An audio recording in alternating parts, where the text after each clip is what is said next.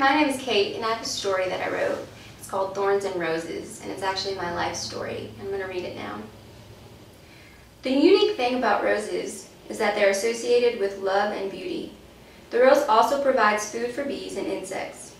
However, their beauty and fragrance are only pieces of what they are. If you look at a whole rose, you see that there is a stem, and attached to the stem are thorns. The thorns can be seen as dangerous, annoying, and undesired. Or the thorns can be seen for their God-given purpose, which is to protect the rose from being eaten by animals.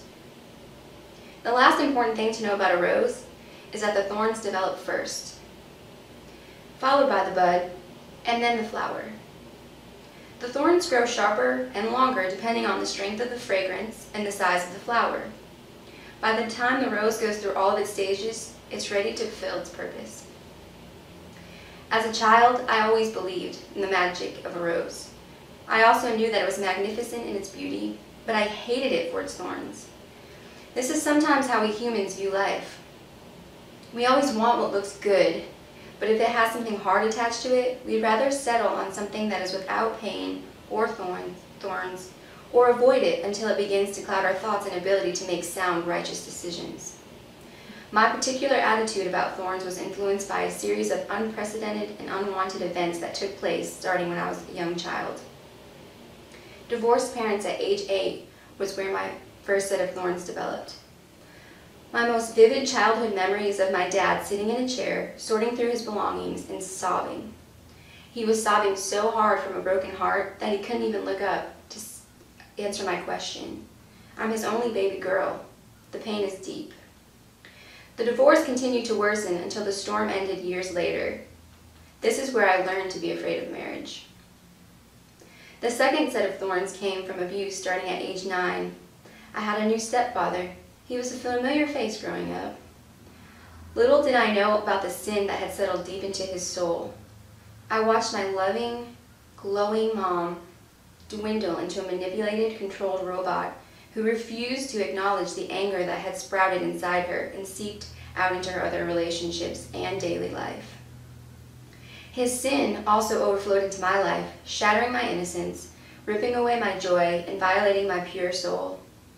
For almost 4 years, my life had become learning how to escape, planning out his every move to protect myself, and at the very worst, experiencing the sexual abuse which stole my self-worth and any child I had left in me. Every piece of me that was stolen was replaced with anger, guilt, and a feeling of lowly nothingness. All that I was becoming was a stem with a bunch of thorns lacking even a mere bud. This is where I learned about loneliness, pain, and what felt like abandonment from my parents. I also learned to be fearful of men and often found myself uncomfortable, even around good ones. Divorce and abuse had now become my compass for every area of my life. During the next years of my life, I faced depression, anger, hurt, and deep, devouring pain. I prayed daily for God to take my life. I couldn't handle it anymore. This was my first experience with rock bottom. I functioned on the outside as normal, but at the end of the day, darkness left its thumbprint in my soul. The darkness left me living a double life, and death was still more attractive than living. Also during this time, I had moved in with my aunt and uncle. Through their love of God and through many years of counseling, I had sorted through most of the anger and pain. I was learning how to become less of a victim by embracing the whole concept of forgiveness and learning to give God thanks for redeeming parts of my soul. This allowed love to start bearing fruit. I was finally not just a stem with thorns, but a bud that was beginning to form. By the age of 18, I knew I wanted Jesus as a part of me forever. This was my first chance at being saved from the lingering darkness and from myself. However, the problem remained that I still viewed the thorns as unwanted and pointless. I also thought I had nowhere to turn for my newfound desire for Jesus to develop. This left an open door for anger and lack of self-worth to reside. These two things overflowed into my dating relationships where I endured more abuse, physically, mentally, and emotionally. This is where I found rock bottom again. This time, though, rock bottom meant I was lying on the bathroom floor and crying out to God. The rock in this rock bottom was Jesus.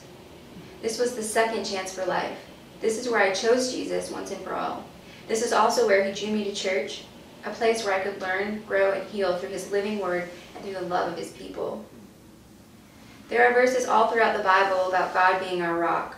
One of my favorites is Psalm 31:3. It says, "You are my rock and my fortress. For the honor of your name, lead me out of this danger." This was the foundation to which I could fully become a rose.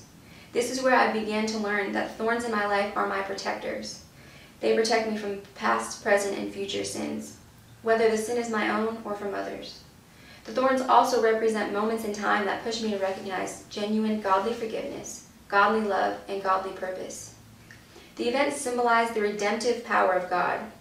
I know I am whole because he loves me so much that he redeemed and continues to redeem the dark parts of my life. He enriches my soul through his unfailing, never-fading love and grace, and he transforms me daily through his word so that I can fully fulfill the purpose that he designed just for me to fulfill. I now view a rose in its full. I also understand that each rose and each part of a rose is designed special. A rose is even more beautiful because of its thorns. Sometimes the ugly, unwanted parts of life are the most important. Romans 8:6 says, "For the mindset of the flesh is death, but the mindset of the spirit is life and peace." I now get to live every day with life and peace in me. My heart is full and complete, knowing that Jesus is my prize and compass, and knowing that I am his rose.